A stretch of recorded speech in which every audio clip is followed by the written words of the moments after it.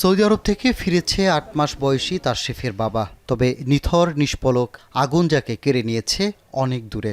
অবুঝ সন্তানের সাথে তার দূরত্বটা যেন হয়ে গেল চিরদিনের।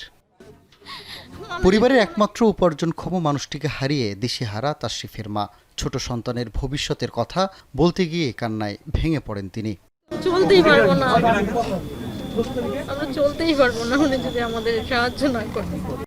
গত ৯ আগস্ট সৌদি আরবের একটি সোফা কারখানায় অগ্নিকাণ্ডে ১৬ জন প্রবাসী বাংলাদেশি নিহত হন। ১৮ দিন পর বৃহস্পতিবার বিকেল ৪টা ৫ মিনিটে বাংলাদেশ বিমানের একটি ফ্লাইটে ৯ জনের মরদেহ দেশে আনা হয়, যার অপেক্ষায় আগে থেকেই বিমানবন্দরে ছিলেন স্বজনহারা পরিবারগুলো।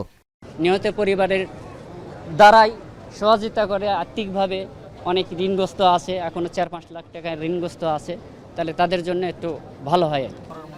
কেউ নেই, শুধু ভাই ছিল অর্থ উপার্জন করা, ভাইটাও নেই, ছোট ভাতিজা, তার সংসারের কেউ নেই, সংসার ভালো না, ভাই কিছু করতে পারে নাই, ঋণ পরিশোধ করতে পারে নাই। বিমানবন্দরে প্রবাসী কল্যাণ মন্ত্রী আরিফুল হক চৌধুরী জানান, সৌদিতে নিহত সকলের মরদেহ নিজ গ্রামে পৌঁছানো ও দাফন পর্যন্ত সব খরচ সরকার বহন করবে। পাশাপাশি মন্ত্রণালয় থেকেও আর্থিক সহায়তা দেওয়া হবে।